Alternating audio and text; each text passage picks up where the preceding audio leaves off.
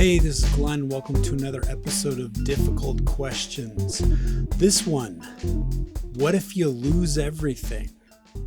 So I live in Los Angeles. Much of Los Angeles is burning. Many people are losing their homes. I have a background in hanging out with the homeless, made a documentary called Why Homeless, wrote a book, Things I've Learned from the Homeless.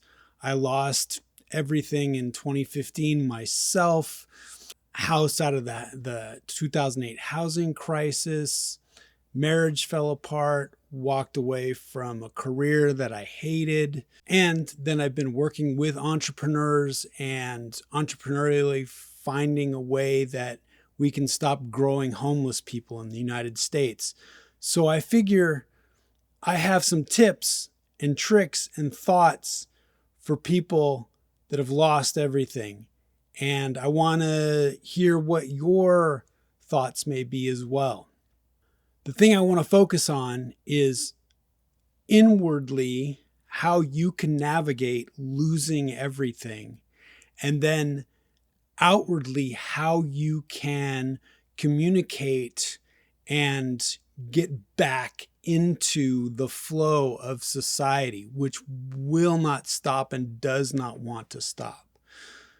So the first thing is inwardly. Now you've lost everything.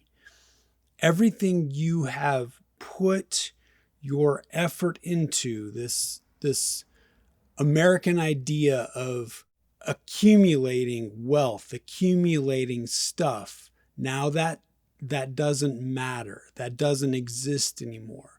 So what do? You have to switch your brain into this idea of finding out what is important to you, letting go of what you used to have, and then moving forward to figure out what continually gives you immediate joy and how you can rebuild not what you had, but what you want. So you're constantly looking forward.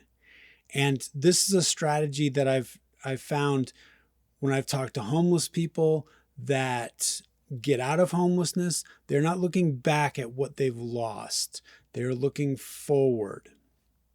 And with that, you are also dealing with a society around you that will at some point be sad for you and at some point want to support you, but then will quickly need to move on.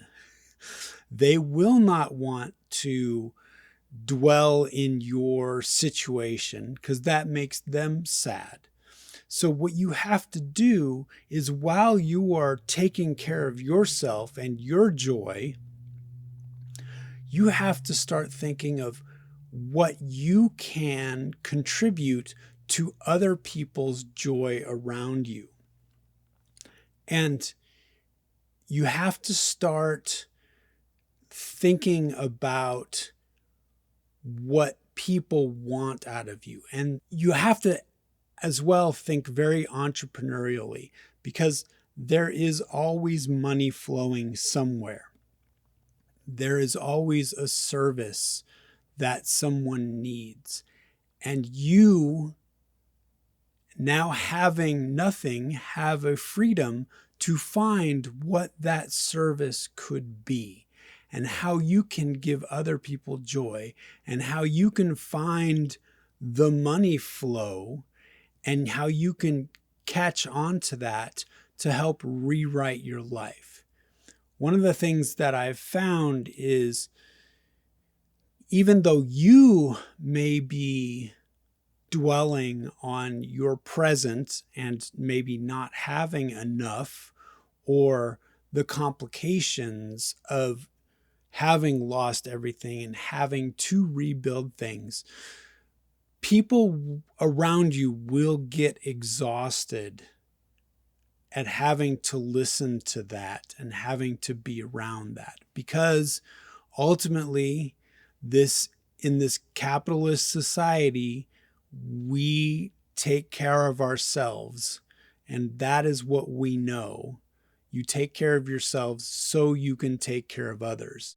The successful people I've talked to, the success stories that I've had, you start to figure out what you can do for them, and your poverty exhausts them. It does not excite them. Even though people may ask and they want to, let's say, go to the zoo. In other words, they want to view, they're interested in your struggle. Your struggle does not inspire them necessarily, it saddens them.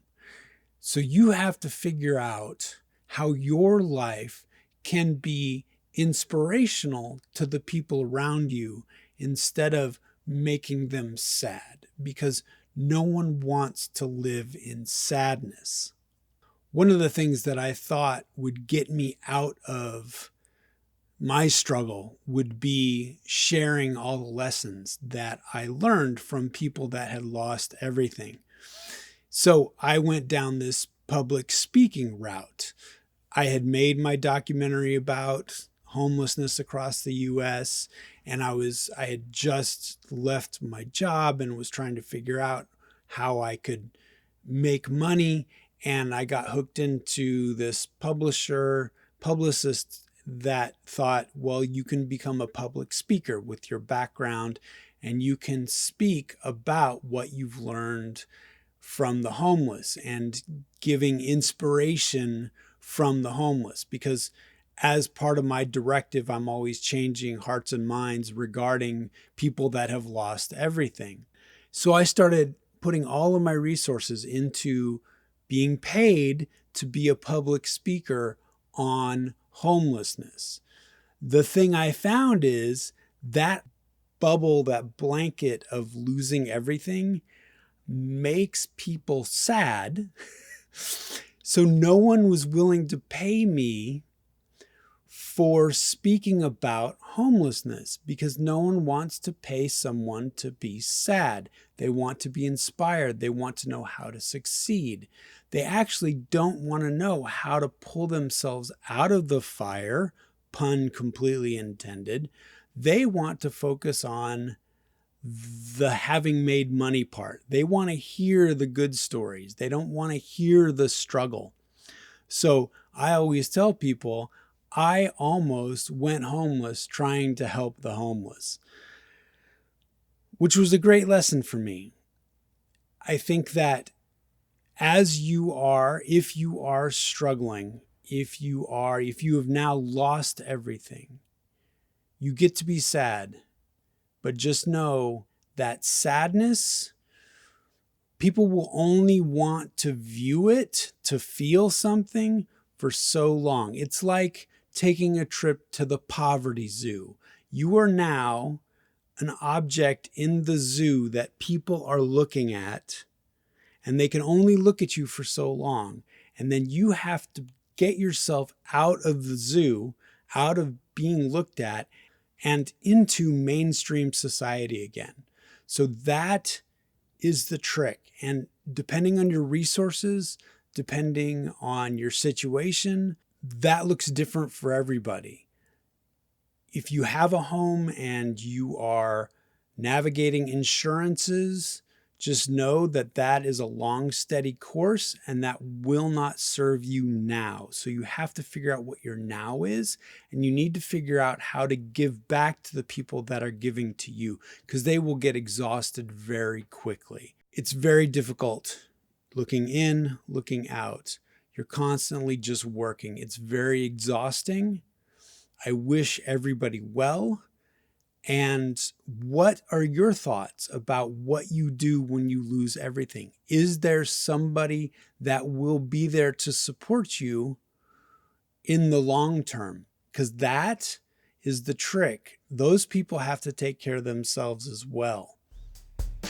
What are your thoughts? Thanks.